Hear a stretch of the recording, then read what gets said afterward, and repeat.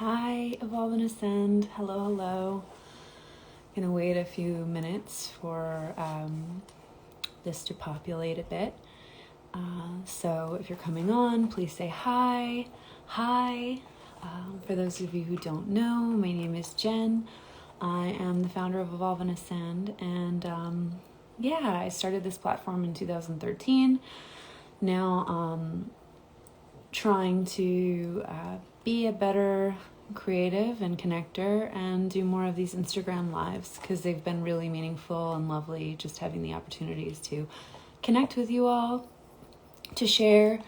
Usually what I'm finding is that, we start with one topic in our conversations and then it fractals out into a multitude of topics.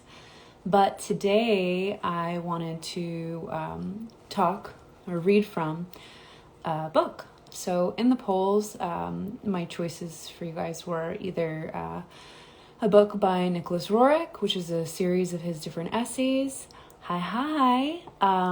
or this book from Krishnamurti, which is Freedom from the Known. I know that it's reversed because the mirror effect of everything. But Krishnamurti, I'll give you a preface. So if you saw the post that we did yesterday, the really beautiful image of all the different fractal bodies together talking about basically you can do all the ayahuasca ceremonies in the world. You can transcend into 5D consciousness, lucid dream, tantric sex, all those things. Go to Burning Man 1,000,000 times. But if you're not a decent fucking human being and actually doing the work and creating actionable results, then what's it all for? All of this, really, if you can't collect these experiences and have these incredible transcendental moments of consciousness, but not actually do the work here in the 3D reality, then it's bullshit. So Krishnamurti is one of those teachers that's not going to coddle you or not going to say, identify as, and then all of these problems will be resolved. If you are a follower of us for a while or new beyond, in the Instagram TV section of Evolve and Ascend, I actually have shared a video of one of Krishnamurti's most famous speeches, if not his most famous speech, where basically a little background of him. Okay. Again, fractal conversation. I tend to spiral out as I'm getting a point across, so bear with me. So Jiddu Krishnamurti was believed by the Theosophical Society to be the coming world teacher. So what does that mean? What is theosophy? Theosophy is a certain school of thought that believes that there is no religion higher than truth. Not to minimize it anyway, but the TLDR version of theosophy is that there's one truth, many songs. You can get to that ultimate through the various ageless wisdom traditions. H.P. Blavatsky is the modern matriarch of the New Age. She wrote a book called The Secret Doctrine, and also another book called Isis Unveiled, and that really was what kind of spearheaded this New Age movement of bringing the East to the West. H.P. Blavatsky was a really interesting character. Actually, I'm surprised that there's not better documentaries out about her. But if you want to learn more about her work, there is a documentary called Madame Blavatsky, Spiritual Traveler, which talks about her kind of controversial life. So Blavatsky, in a time where women were just expected to kind of get married, find a husband, this, that, and the other thing, she kind of was blazed her own trail, and she went to Forbidden Tibet, she went to India, she traveled all around the world and sat with great masters. And it's controversial because some of her stuff people have debunked and said, this is bullshit. She believed to be receiving letters from the Mahatmas, the Ascended Masters. So it's called the Mahatma Letters, if you look into. But in any event, this woman was brilliant. And if you resonate with the New Age, she's the matriarch of this movement. So the Theosophical Society has had different kind of branch offs. And within that, one of the teachers that kind of picked up where Blavatsky left off was a woman named Annie Besant. And Annie Besant, while traveling in India, found Jiddu Krishnamurti and his brother, and they were completely just poor on the street, living in really, really challenging times. But she had I guess, ascertained the fact that Krishnamurti was to be the coming world teacher. So what does that mean? In Theosophy, they believe that different, like Christ, Muhammad, the Buddha, they're different avatars, kind of like coming world teachers, messengers of the Godhead, essentially, if you will. And Krishnamurti was believed to be that one for our age. Oh, sorry, my animals are fighting. So Krishnamurti, basically from the time he was little, was groomed to believe that he's this coming world teacher. And I can only imagine the pressures that came from that. There's a lot of information out there. So if you Google Jiddu Krishnamurti and his life, you can learn a little more. We actually wrote about this in tandem with the Truth is a Pathless Land talk on evolveandascend.com. So you can Google those two to learn more. But essentially, as Krishnamurti got older, he decided during a theosophical gathering that it was his mic drop moment, and he renounced the idea of the pressures of becoming this world teacher. And in this speech, he talks about how truth is a pathless land. This speech is so powerful, and I think something that if you're a spiritual seeker on this path is really worth listening to, because one of the common kind of traps that we can fall into when you have an awakening moment or have a spiritual experience, that now I want to identify with something. I've had a spiritual experience and now I'm a witch. I've had a spiritual experience and now I'm woke. I've had a spiritual experience and I'm whatever other hashtag you want to call yourself. And it's fine if that's something that makes you feel good, but becoming too attached to that creates further division. So what Krishnamurti says often is that identification and attaching to labels causes further division. So the more we want to attach and label ourselves, the more we divide. Because how can you put a container on infinity? There's no label, there's no word. Everything is part of everything. So every path eventually will lead you to exactly where you need to go. And that's not a spiritual bypass, but it's a pathless land. So in thinking about what books to read tonight, why I wanted to read this one, because I really think it works in tandem with that post that just went viral about, like I said, doesn't matter how many ayahuasca ceremonies you do. If you're not doing the 3D work, it doesn't matter. But also how, a few days ago, what's time? I forget when this post was, but about how spirituality without shadow work isn't spirituality. And that was a really controversial post. But I think that this will be a helpful one for all of us. So a little bit about this book. So Freedom from the Known. In this classic work, Krishnamurti shows how people can free themselves radically and immediately from the tyranny of the expected, no matter what their age. And by changing themselves, people can then change the whole structure of society and their relationships. The vital need for change and the recognition of its very possibility constitute the rich essence of Krishnamurti's message in Freedom from the Known. Major themes include awareness, our search, and the tortured mind. Once again, this great teacher provides a brimming spiritual well from which readers may profitably draw. So, since we don't have a lot of you guys on right now, what I'm gonna do is just I don't know. Kira saying hi. Hey Rocio. This is Kira, by the way. She's my new little baby. She's named after Kira from The Dark Crystal, which is one of my favorite movies. Okay, so there are different portions of this, divided into chapters. And I'm thinking that we could start from the beginning, pause, reflect. If you have any questions, pop in, chime in, and we'll see. And for those who are tuning in after the fact, just enjoy this reading. And it's okay. Man's search, the tortured mind, the traditional approach, the trap of respectability, the human being and the individual, the battle of existence, the basic nature of man, responsibility, truth, self-transformation, dissipation of energy, freedom from authority. You want to read too? She's so loud. So again, I think in a lot of these older texts, we're transcending the binary, right? Like we understand now in these modern times, like our preferred pronouns are really, I respect them for anybody tuning in. So in these texts where they say man or man, like that's meaning like human being. So it's not to like offend in any way. This is a text from, let's see, when did this come out? 1969. 1969. So we're transcending that, but I just want to preface it because when man comes up through here, it's like human being. So man has throughout the ages been seeking something beyond himself, beyond material welfare, something we call truth or God or reality, a timeless state, something that cannot be disturbed by circumstances, by thought, or by human corruption. Man has always asked the question, what is it all about? Has life any meaning at all?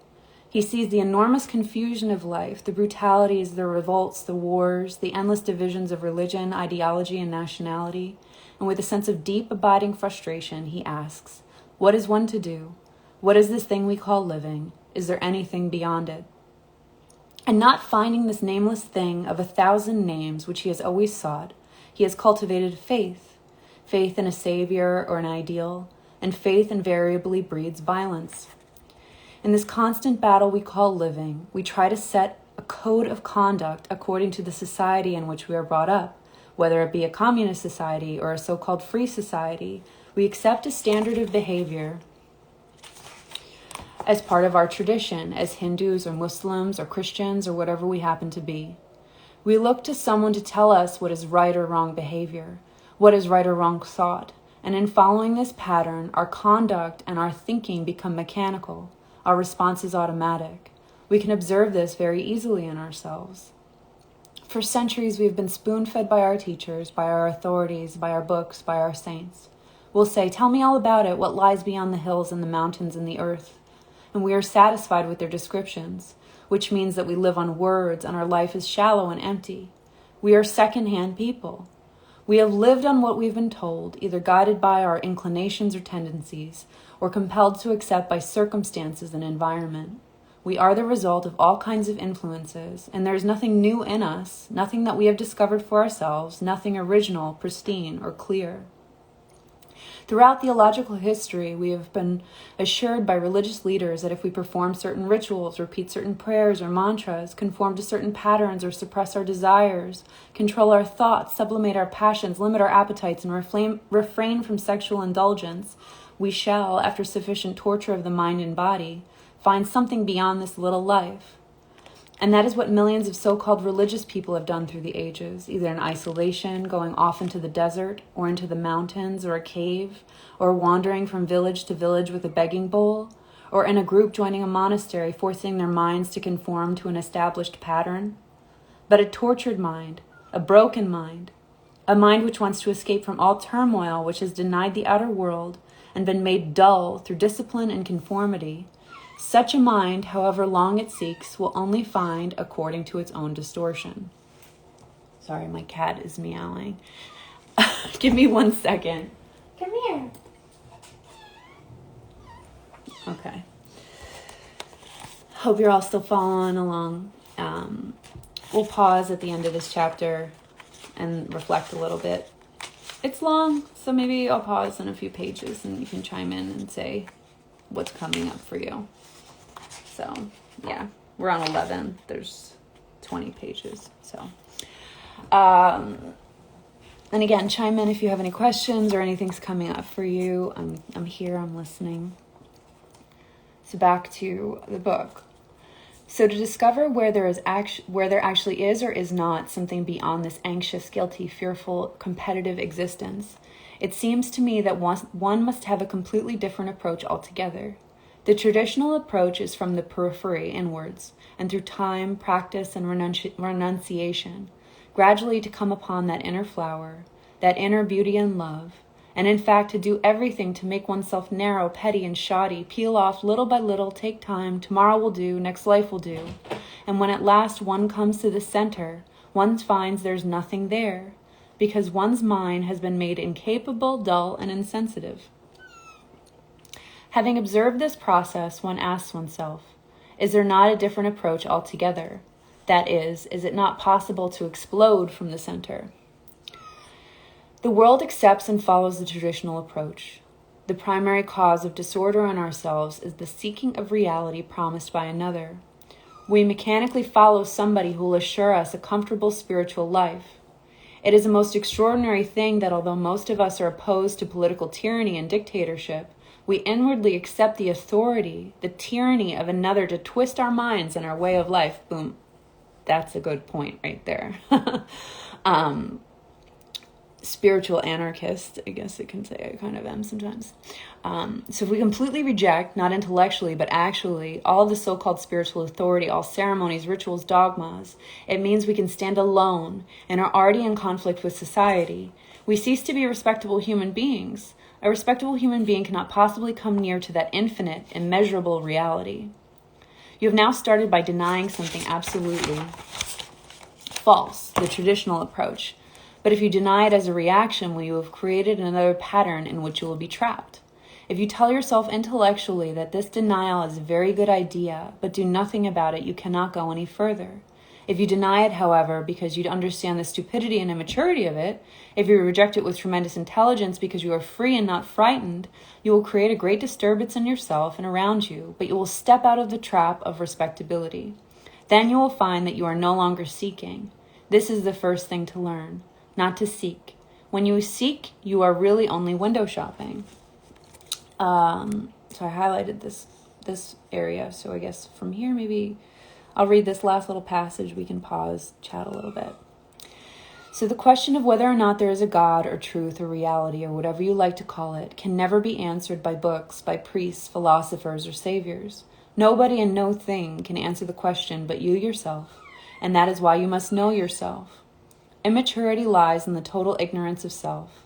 To understand yourself is the beginning of wisdom. And what is yourself, the individual you?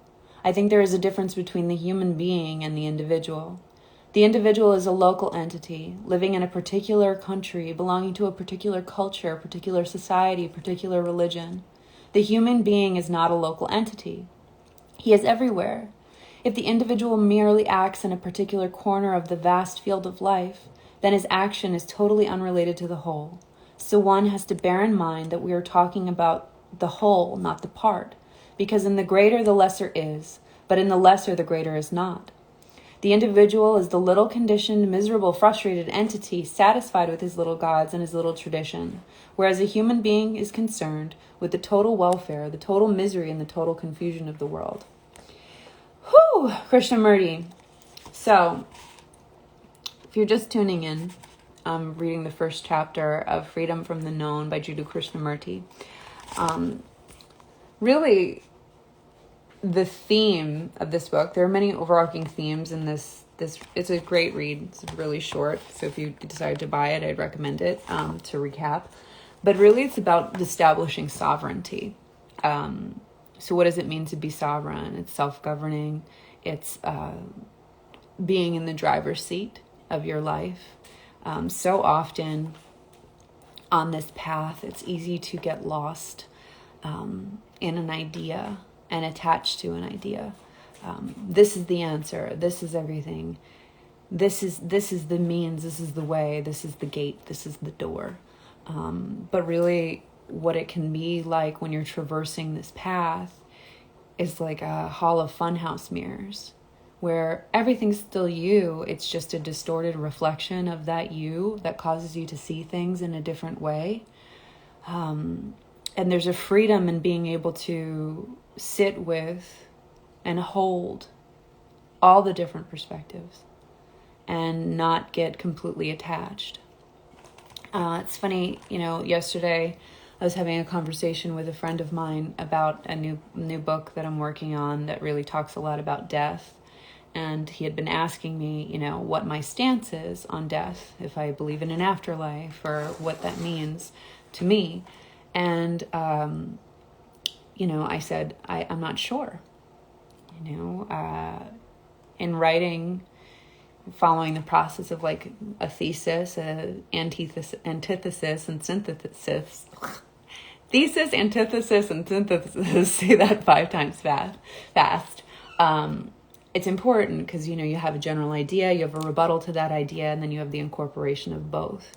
And I said, I don't really know. And this is an interesting personality. He said, I know beyond the shadow of a doubt that after this, there's nothing. So I joked with him and I'm like, well, you should win the Nobel Prize then, because you've just figured it out. So I don't know, the thing is like, we don't know. We don't know for certain what is beyond this. There are ideas. Again, fractal conversation. It's today I posted a video that we did on the Tibetan Book of the Dead. If you're watching this live or rewatching this, I highly recommend. There is a documentary called, I think it's called The Great Liberation. But if you look up the Tibetan Book of the Dead documentary narrated by Leonard Cohen, it's wonderful. And Leonard Cohen's voice is like heavenly, and it really like walks you deeper through what the Tibetan Book of the Dead covers, which is really interesting. There's the Tibetan Book of the Dead, there's the Egyptian Book of the Dead. Understanding what comes beyond, or trying to understand what comes beyond, has been a question we've had since time immemorial, since we had language or understanding.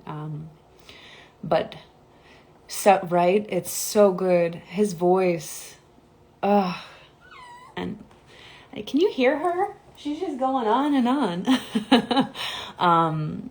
It's really good. There's actually another, it's not, I don't know if it's been taken down off of YouTube, but I did a film list about a year ago of like really great esoteric documentaries, and actually Madame Blavatsky, Spiritual Traveler, is on there. Leonard Cohen's Tibetan Book of the Dead documentary is, and then there's another great, amazing animation.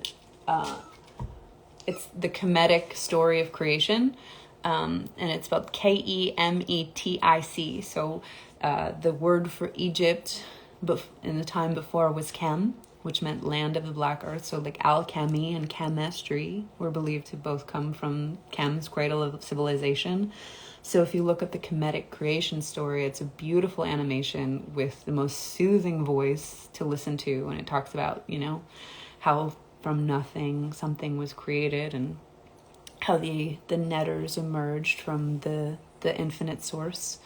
Highly recommend. So yeah, anybody that's on, if you want, we can continue reading from this. I know it's a lot, but I think it's worth discussing, at least finishing this chapter. So if you're still here with me, cool. If not, you can watch the replay, but it's definitely worth it. So I'm going to continue on. So, we human beings are what we've been for millions of years. Colossally greedy, envious, aggressive, jealous, anxious, and despairing, with occasional flashes of joy and affection. We are a strange mixture of hate, fear, and gentleness. We are both violence and peace. The book that we're reading is Freedom from the Known by Jiddu Krishnamurti. If you're watching this on the recap or want to come back to it, in the caption, I'll tell you the name, where to find it, how to find out more about this author. Was a great mind teacher, philosopher that I highly recommend if you're on the path. There has been outward progress from the bullock cart to the jet plane, but psychologically the individual has not changed at all, and the structure of society throughout the world has been created by individuals. The outward social structure is the result of the inward psychological nature of our human relationships, for the individual is the result of the total experience, knowledge, and conduct of man. Each one of us is the storehouse of all the past. The individual is the human who is all mankind. The whole history of man is written in ourselves. So I'm going to pause for a second. So if you haven't seen Darren Aronofsky's version of Noah, I recommend it. A lot of people didn't like it. I love Darren Aronofsky. Requiem for a Dream is one of my favorite films. And Mother was really interesting. But this, I think he did an interesting take on Noah. And in the beginning of Noah, you see Russell Crowe as Noah telling the story of creation. How, from the garden, God's perfect creation, Adam and Eve fucked up big time. And then you see this montage of violence throughout the ages. And it's probably like one of the most affecting short scenes, but you see like through time, how from the time of Cain and Abel to where we are now, violence has been somehow encoded in the human design. And it's a very interesting energy that we need to exercise as a collective, is this violent behavior. Where does violence come from? What does it mean? Anger is a secondary emotion. Anger is the result of feeling, rejection, sadness, loss. There's something called the anger iceberg, which is really interesting. It's like a really great learning tool. But yeah, it's like, to Krishnamurti's point, it's very interesting how we are capable of such beautiful things. We are such gentle, nurturing, empathetic, compassionate beings, but we can also, on the other side of the coin, be violent, malicious, greedy, awful. How this incredible part of creation, to be these human beings, to be these sense manifestate. How do I want to say this? Let me pause so I say it right. So from looking at life as a whole, how special the human being is such an interesting phenomena. We have language. We think about mortality, our lives, our dreams, and we speak about them. We feel things. We have sex for pleasure. We are like these expressions of identity through our infinity enveloped in skin, right? And what we're capable of, such feats like the Sistine Chapel, but then such terrors like what's happening in Armenia right now, what's happening with Artsakh, what has happened with the genocides across the world, what has happened with throughout time of violence. How is something so beautiful and perfect so flawed? And that's something that's worth inquiring about. And, to Krishnamurti's point about how to understand yourself as the beginning of all wisdom. If you've watched The Matrix, when Neo goes to visit the Oracle, if you haven't watched The Matrix, this is news, but if you have watched The Matrix, this is with fresh eyes, right? So Neo, who's believed to be the one to liberate us from the Matrix, which is basically like this film is an allegory or a metaphor of Plato's allegory of the cave. The Oracle in her kitchen, above her kitchen door, it says Temet Nase, which means know thyself. So the Oracle of Delphi, that was supposed to be like in the caves, Temet Nase, know thyself. Know yourself. Know your part in the path of the pattern of this big puzzle of creation that we're all trying to figure out. There is real value in coming to understand all of what makes you you. The good, the bad, the indifferent, the trauma, the triumph, all of those things. Know thyself. So, getting back to the book, they say, do observe what is actually taking place within yourself and outside of yourself in the competitive culture in which you live, with its desire for power, position, prestige, name, success, and all the rest of it. Observe the achievements of which you are so proud, this whole field you call living, in which there is conflict in every form of relationship, breeding hatred, antagonism, brutality, and endless wars. This field, this life, is all we know. And being able to understand the enormous battle of existence, we are naturally afraid of it and find escape from it in all sorts of subtle ways. We are frightened also of the unknown, frightened of death, frightened of what lies beyond tomorrow. So we are afraid of the known and afraid of the unknown. That is our daily life, and that there is no hope, and therefore every form of philosophy, every form of theological concept is merely an escape from the actual reality of what is. All outward forms of change brought about by wars, revolutions, reformations, laws, and ideologies have failed completely to change the basic nature of man, and therefore of society. As human beings living in this monstrously ugly world, let us ask ourselves, can this society based on competition, brutality, and fear come to an end? Not as an intellectual conception, but not as a hope, but as an actual fact, so that the mind is made fresh, new, and innocent, and can bring about a different world altogether. It can only happen, I think, if each one of us recognizes the central fact that we, as individuals, as human beings, in whatever part of the world we happen to live, or whatever culture we happen to belong to, are totally responsible for the whole state of the world. Each one of us responsible for every war because of the aggressiveness of our own lives, because of our nationalism, our selfishness, our gods, our prejudices, our ideals, all which divide us. Only when we realize, not intellectually, but actually as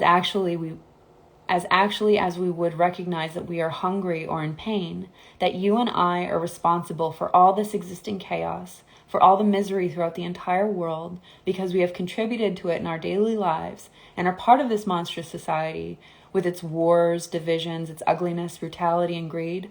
Only then will we act. But what can a human being do? What can you and I do to create a completely different society? We are asking ourselves a very serious question. Is there anything to be done at all? What can we do?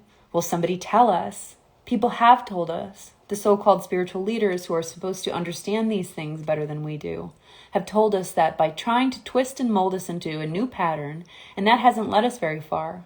Sophisticated and learned men have told us that, and that has led us no further. We have been told that all paths lead to truth. You have a path as a Hindu, and someone else may have his path as a Christian and another as a Muslim, and they all meet at the same door, which is, when you look at it, so obviously absurd. Truth has no path, and that is the beauty of truth. It is living. A dead thing has a path to it because it is static. But when you see that truth as something living, moving, which has no resting place, which is in no temple, mosque, or church, which no religion, no teacher, no philosopher, nobody can lead you to, then you will also see that this living thing is what you actually are. Your anger, your brutality, your violence, your despair, the agony and sorrow you live in. And the understanding of all this is the truth. And you can understand it if you know how to look at those things in your life. And you cannot look through an ideology through a screen of words, through hopes and fears. So you cannot depend on anybody. This is like, I highlighted this area because this is like a boom moment.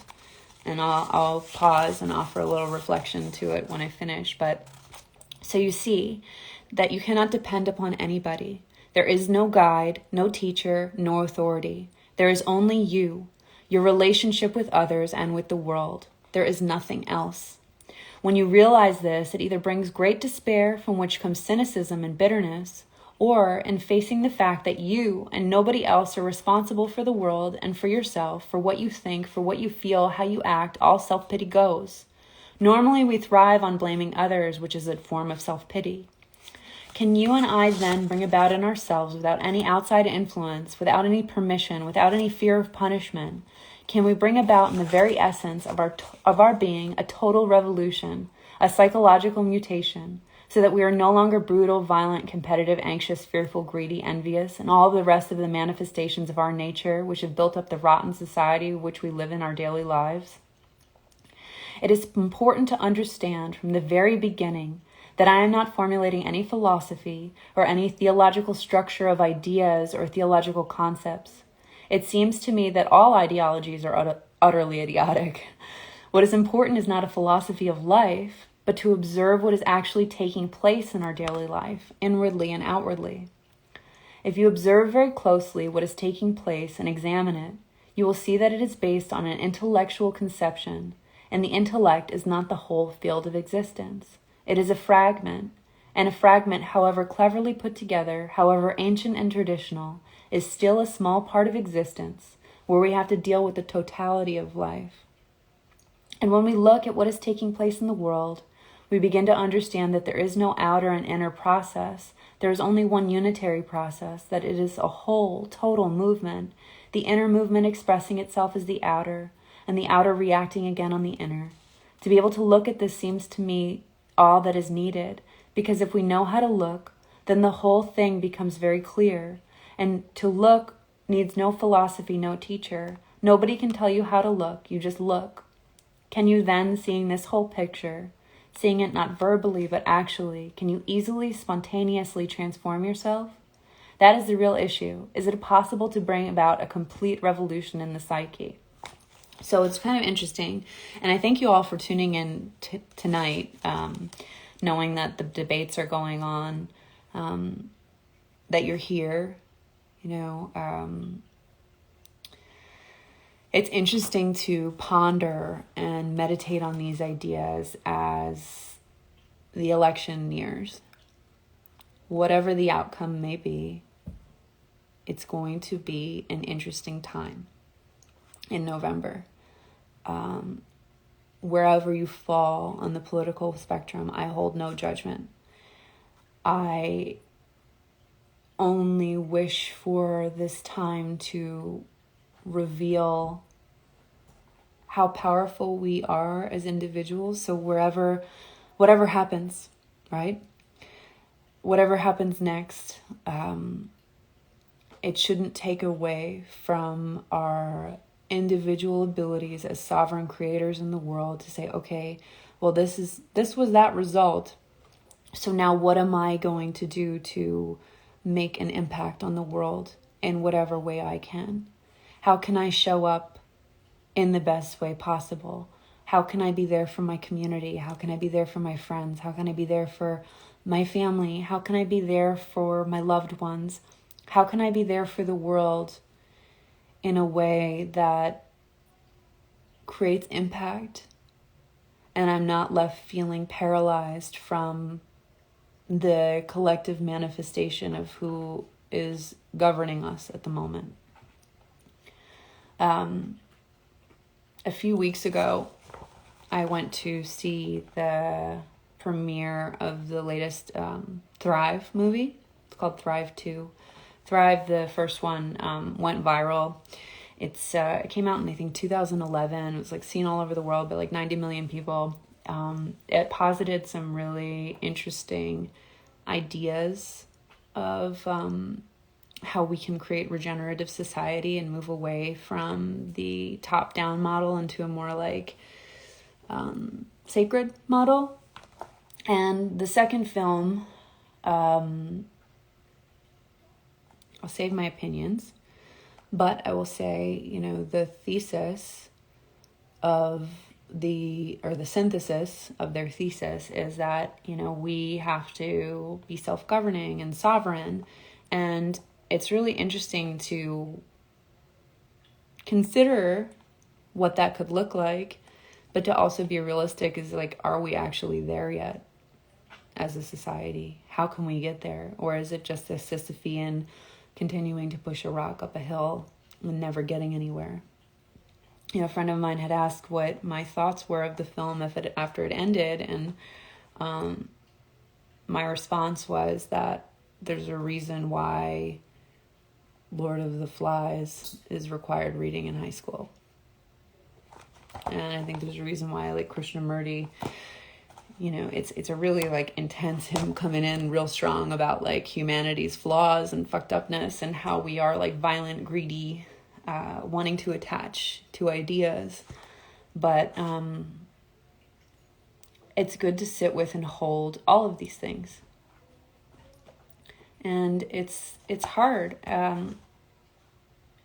Human beings, we're social creatures, you know, and I think that the idea of belonging to a political party, belonging to a religion, belonging to a philosophical idea, belonging to a clique, there is comfort in that too. You know, this is like, I hate this expression so much, but like, your vibe attracts your tribe.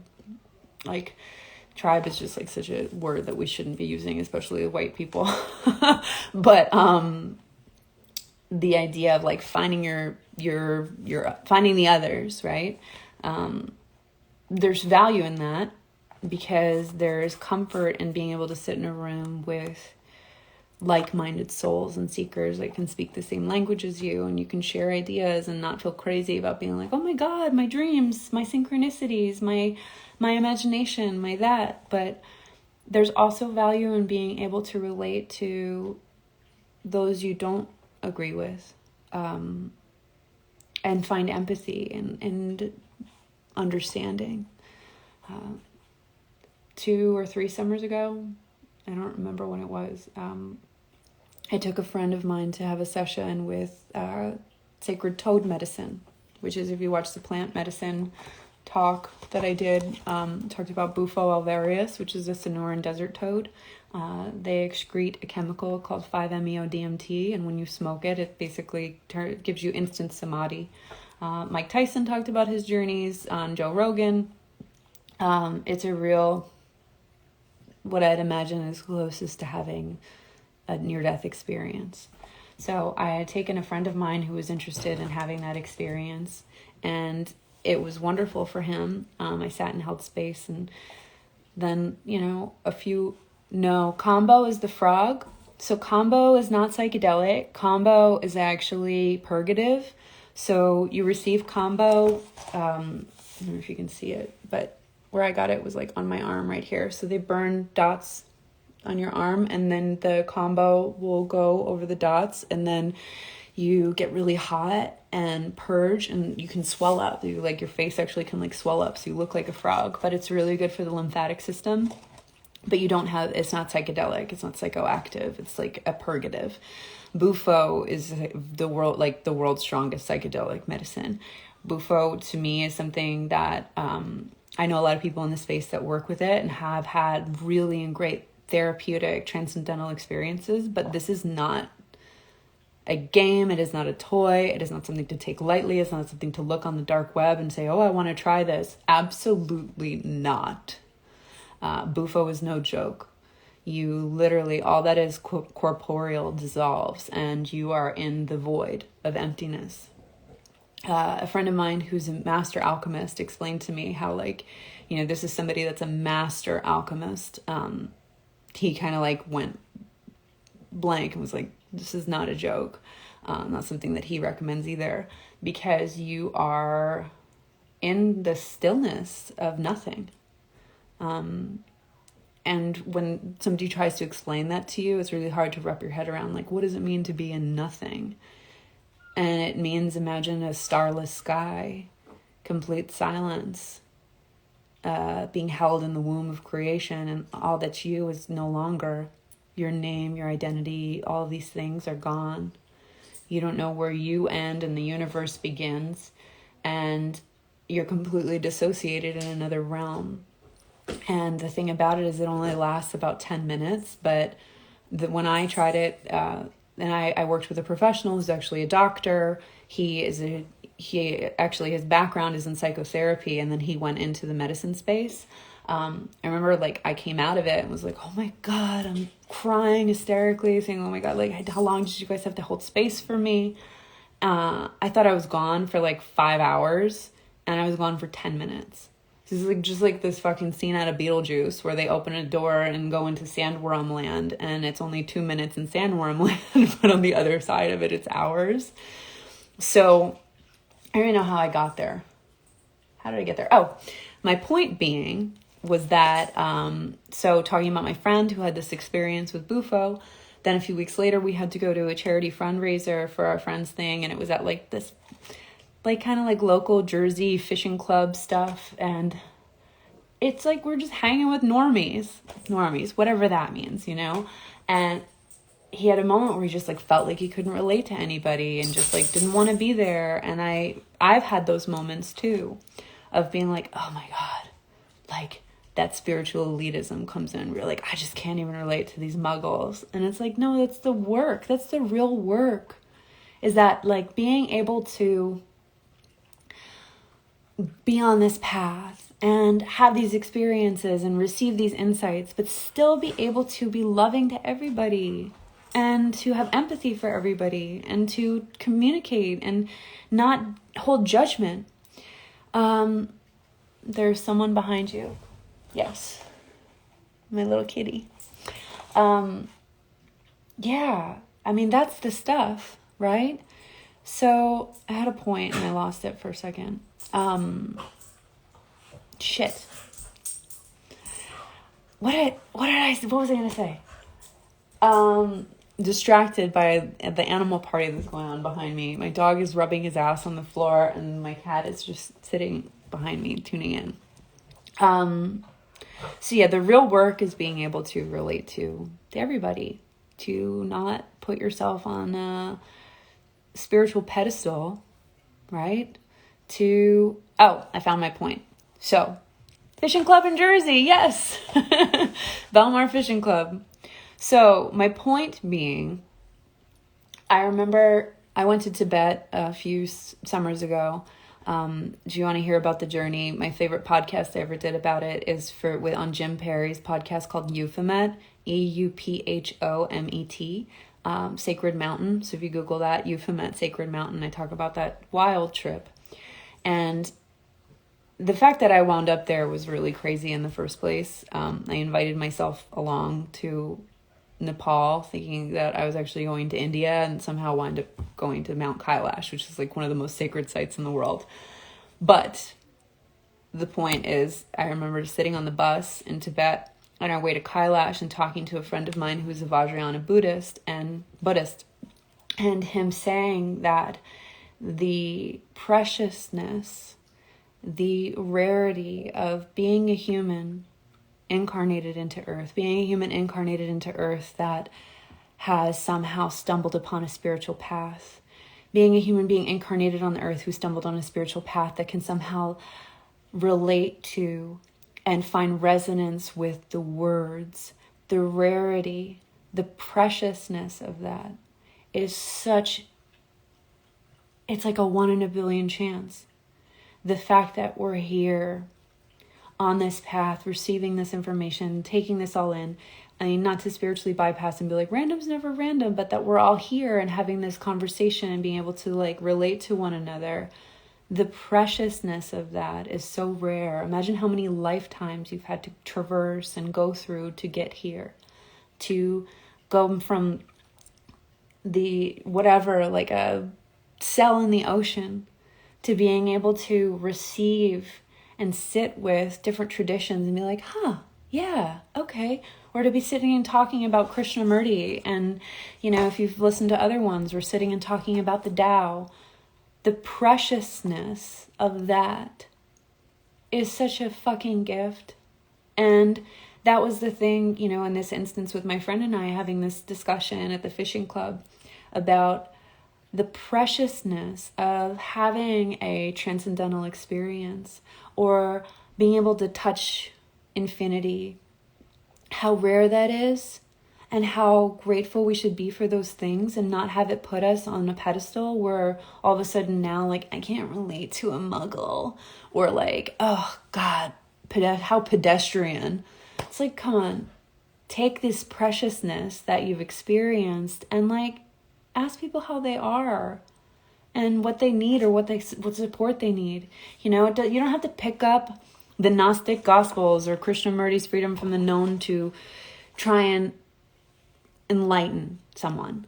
That word is so bastardized. So to try and touch someone's life, right? So if you've had this experience and say, okay, well, you know, if you've ever seen The Matrix, this is what it's kind of like. Or my little kitten, Kira, you know, she's named after a character in The Dark Crystal, which is the greatest, to me, one of the greatest cinematic, metaphorical explorations of non-duality.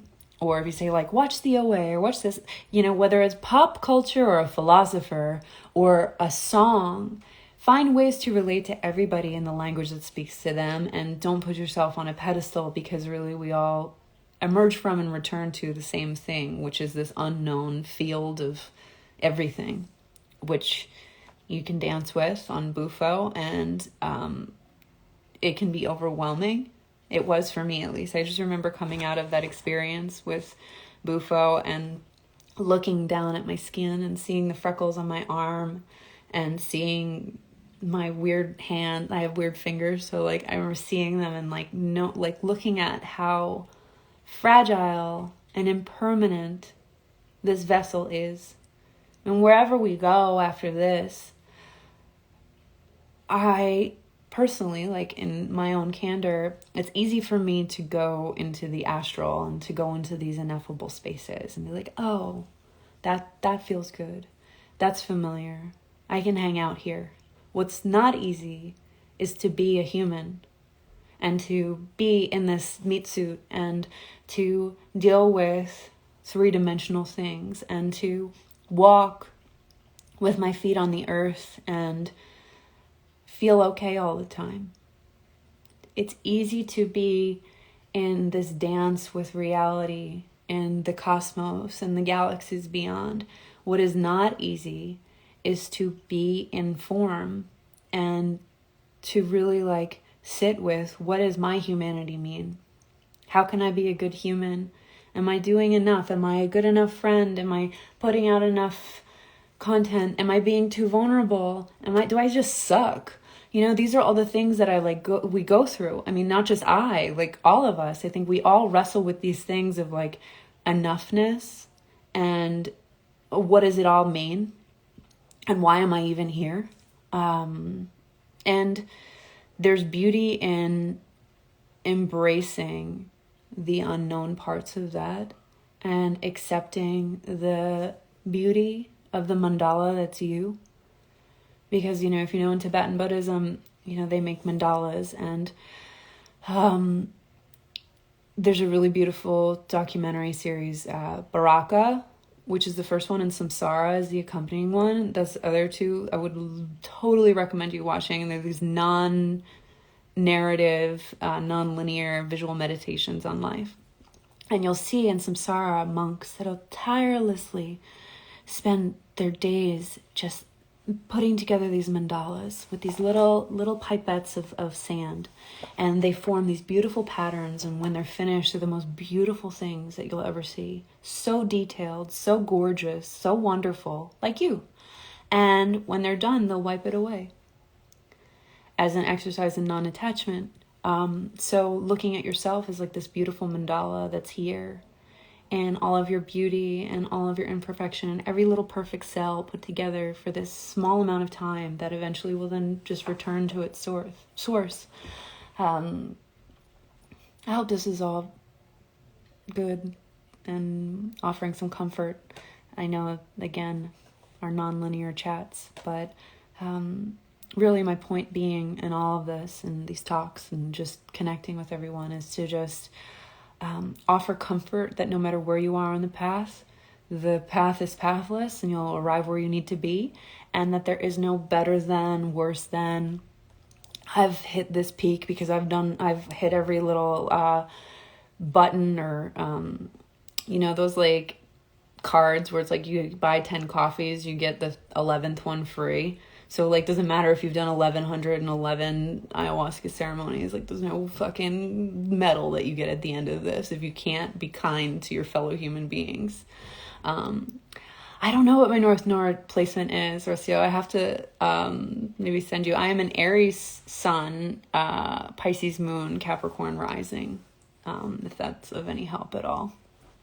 But yeah, and I also think it's important to talk about, like, something coming on here, and I think a lot of the themes that have been coming through in these talks, and forgive me if I repeat myself a lot if you're a viewer that's coming to these often, or if you're new or not, it's about reducing stigma around like mental health, because in this spiritual elitism, in this like spiritual materialism, in this like, my teacher calls it the new age, like instead of new age, it's like new age, like sewage, is just the shame around like having a bad day or being like a low vibe.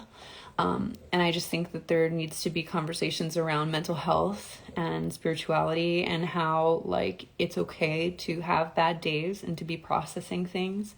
It doesn't make you a less spiritual person, or it doesn't make you a worse off person because there's days where maybe you just want to cry or scream or process. You know, that cute movie Inside Out about how the emotions work together. Think about that. Like, contrast is what's so needed. Yeah, new age. Contrast is how we grow. And, on my personal Instagram, I actually have taken a pause to just reflect and recalibrate on what I want to have my relationship with that be. And I'm really enjoying just focusing on being of service and creating more content for Evolve and Ascend. Oh, hold on, I want to read this. Many of my teachers have said we don't talk about our ceremonial experience, maybe because it's just for you. Yes, that's a really good point too. So the first elders I ever worked with, the Sequoia, they had said something really similar too when it comes to like ayahuasca journeys, is like to not share your visions with anyone because it takes away the magic. And I definitely think that there's a point to that too. And yeah, definitely in sharing these experiences, like I'm no expert. I share my stuff as like just kind of like a peek beyond for somebody that's had an experience. Definitely by no means I'm not an expert. I'm not a shaman. I am a walker on the path of a pathless land, and I just share these reflections to offer perspective. And yeah, so I guess kind of getting back to what I was going to say about like my personal Instagram and like recalibrating what thank you, what is shared or what's not. I felt like I was being a little too vulnerable on there, I guess. But there's oh yeah, totally. There's this crew of the spiritual elite that I have stories. I mean, that'll be a different talk. But anyway, the spiritual elite are great teachers, right? You have to find gratitude, or I do find gratitude for those who show you how not to be, because they're beautiful mirrors, right?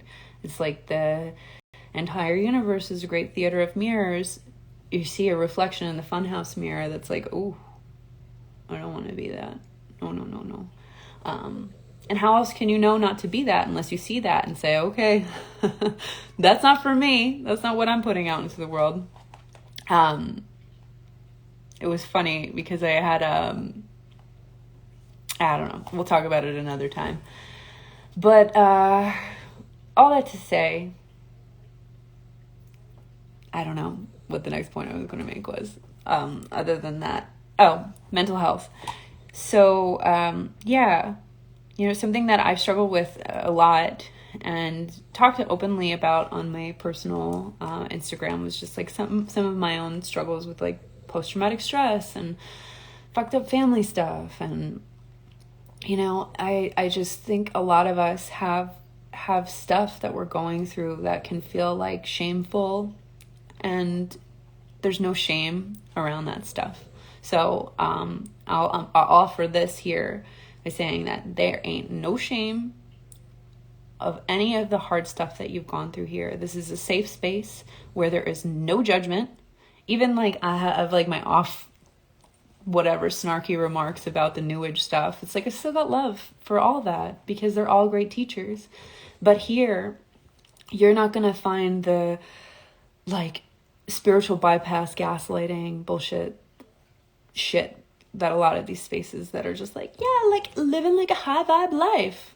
No, I'm here to hold you in darkness and know that that's a part of it. The unfortunate but beautiful part of this process is that like darkness is a teacher, and we're each going to have to move through the portal of death, loss, trauma, hardship at one point in our lives. Some lives more than others, but it does not mean that you deserved it. It does not mean that you attracted it. And I'll say it until I'm blue in the face, is that it's not something that you deserve or have attracted when life hits you below the belt and you hit trauma.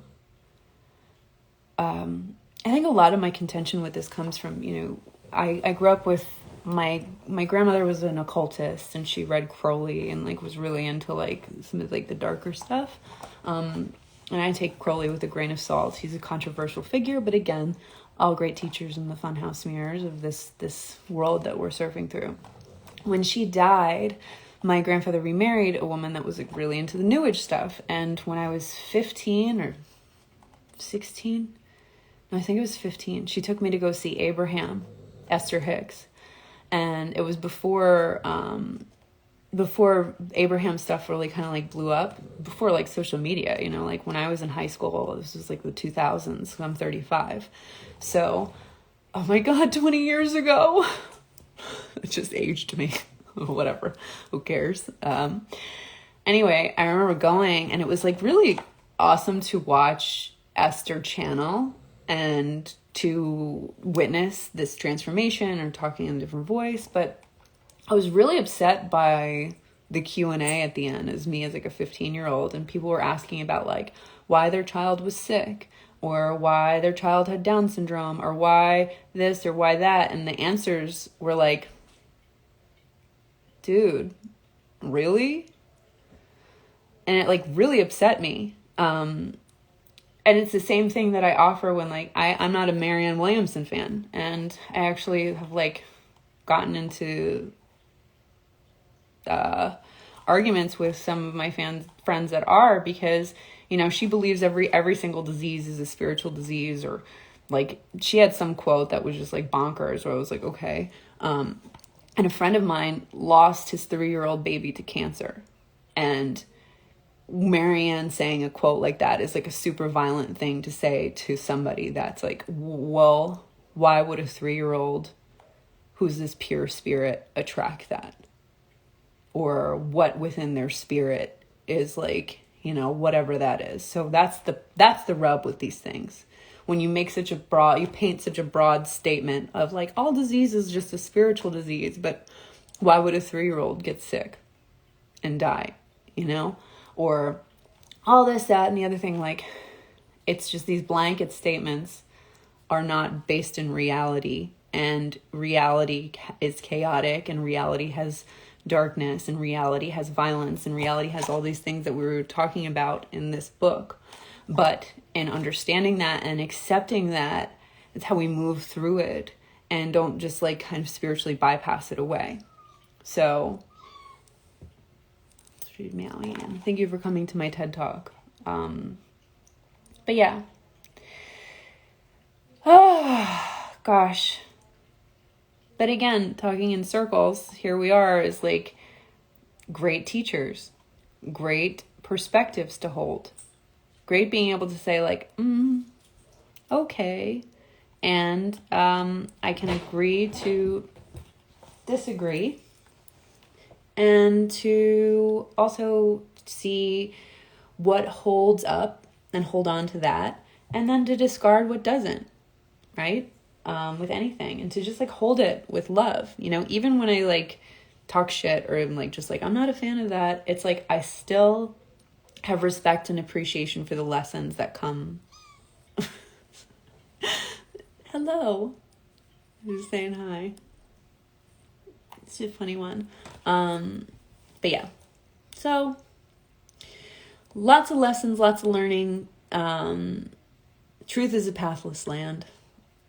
So yeah, I guess on that note, I feel like I've gone in like 10 different directions. I haven't even finished the first chapter, but it's still long. So what I'm going to do is pause for now. And isn't she cute, Marnie? She's a funny one. I don't know what her deal is quite yet. I'm still getting to know her, but I love her, and she's very cute. So yeah, if you want to continue reading this, Jiddu Krishnamurti, Freedom from the Known. I got about halfway through the first chapter, and yeah, it's a quick read. It's only 124 pages. So in this copy, my friend got it was only $9, so I'm sure you can find it on eBay or through other retailers that aren't Amazon. And yeah, maybe we'll veer off from this.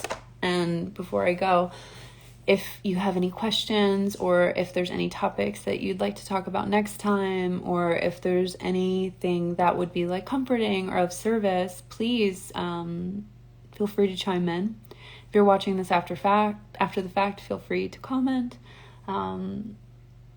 Next time, maybe we can read from the Rorik book. I'll pull it up and show you. Hold on one second.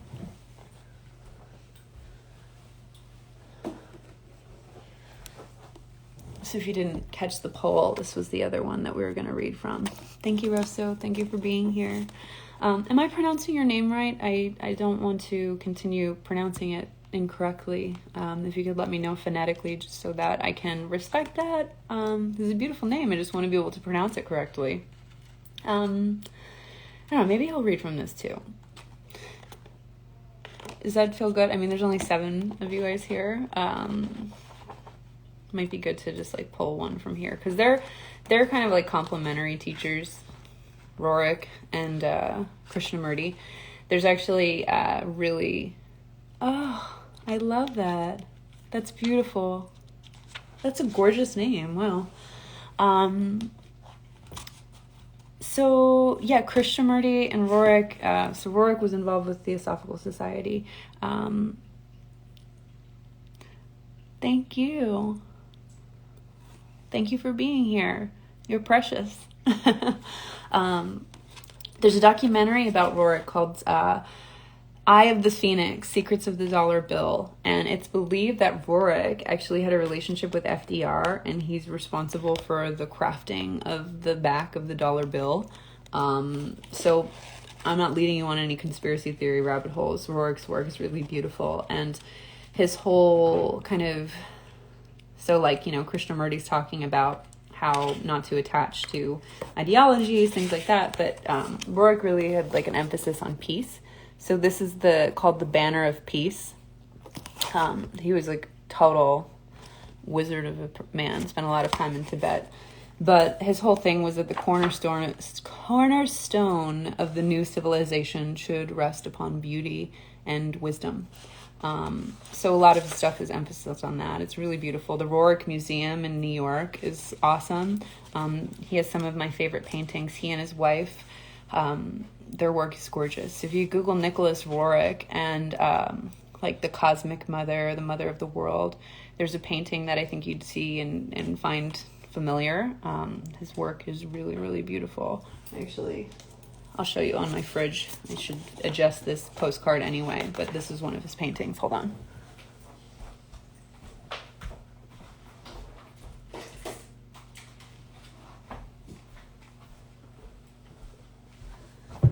So like the way he plays with color is really beautiful. And I know I have this filter, but this is one of his works. He's really, really pretty playing with color. Hey Beth, good to see you. So, I know I said I was gonna go. I'm not trying to have ADD, but I'm just here alone, and it's nice to connect. Because once I get offline, I'll probably just put on a movie and go to sleep. And I'm not ready for that yet. So, let's see. What would be a good one to pull from? So every passage has a different way. So, fearlessness. Fearlessness is the first one. Should we talk about fearlessness? I think that might be a good one. Considering the fact that the debates, the election, Scorpio season. So maybe talk about fearlessness. So this is the passage I'll read from Rorik. And this is from when he was in Peking in December 22nd of 1934. So fearlessness. Science, if it is to be redenigrated, should primarily not be limited and thus be fearless. Any conditional limitation will be an evidence of mediocrity, and thus will become an unconquerable obstacle on the path of achievement. I recall a conversation with a scientist who so insistently wanted to be the defender of modern science that he even attempted to diminish the significance of all ancient accumulations. Whereas precisely, each young representative of modern science must first be open to everything useful, and more so to all that bears the testimony of the ages. All negation is contrary to creativeness. In his enlightened, constantly progressive movement, a true creator, first of all, is not negative. A creator has no time for condemnation and negation. The process of creativeness proceeds in an unrestrained progression. Therefore, it is painful to see how a man, because of certain prejudices and superstitions, entangles himself with phantoms.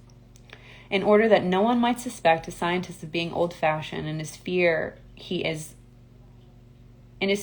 ready to inflict anathema and oblivion upon the most instructive accumulations of the experiences of antiquity. Oh my gosh, you have to have like a really silver tongue to articulate all these words, so bear with me. Verily, a free, unlimited science reveals again to humanity many long-forgotten useful discoveries. For folklore again marches hand in hand with the disclosures of the archaeology. Song and legend strengthen the pathways of history. The pharmacopoeia of ancient peoples revives again in the hands of investigative young scientists. No one will say that in all this ancient pharmacopoeia that should be applied literally, for many of the hieroglyphs and inscriptions are deliberately symbolical. The very meaning of many expressions has been lost and changed throughout the centuries.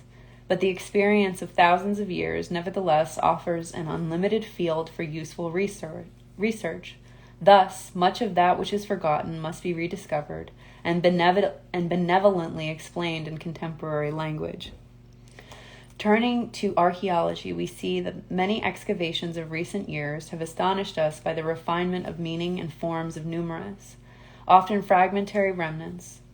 This refinement, this subtle elegance of antiquity, once again points to the cautious, reverent attentiveness with which we should touch these ancient testaments. We dream of forgotten lacquers, of lost techniques of jewel mounting, of means of preserving metals unfamiliar to us. Finally, we are compelled to recognize many ancient methods of healing, those scourges of mankind which are equally frightening at present. When we hear and become convinced of ancient methods successfully applied in the cure of certain forms of cancer or tuberculosis or asthma or heart disease, it is not our duty to give most benevolent attention to these echoes of accumulated wisdom from ancient times. Negotiation which is limiting must not have any place on the horizon of young scientists. Only mediocre thinking can cut off and impede progress. Absolutely everything that can help evolution should be welcomed and heartily accepted. All that can serve for the development of human thinking, all must be listened to and accepted. It is unimportant in which garment or hieroglyphics the fragment of knowledge is brought. The benefit of knowledge will have a revered place in all parts of the world. Knowledge is neither young nor old, ancient nor new. Through it there is accomplished a great, unlimited evolution. Everyone who obstructs it will be the progeny of darkness. Everyone who, according to his strength, will assist it will be a true warrior, a co-worker of light. He says things in a lot softer way than Krishnamurti, but I think the same point is that fearlessness, looking to the past and holding all of it, marching forward with a holistic understanding of the world, but not attaching too much to what that identity or philosophy is or looks like, is powerful. And it's wild to, in 1934 that he wrote that. He has another passage that I actually did a blog about for Evolve and Ascend. Where is it? But, it was like in 1934, and essentially he was like predicting the times that we're in about how distracted we are and this fixation of fame and wanting to be somebody, where it's actually like, what does that even mean? Like, what is this fixation with fame when impact and feeling, that's the true value. So, on that note, The Invincible by Nicholas Roerich. This is one of his paintings. This one is called And We Do Not Fear. And then again, Krishnamurti. And I'll probably pop on again in a few days. Again, I read most of your direct messages, so if you have an idea for a topic or something that you want to talk about, please let me know. I was thinking maybe the next one we could talk about is just ways for coping with hard times, or one of these last IGTV videos was like 3 tips to kind of help for like mental health, self-care kind of things. So maybe we can talk deeper about meditation, I'm actually getting my certification in hypnosis in December, which I can't wait to share with you all.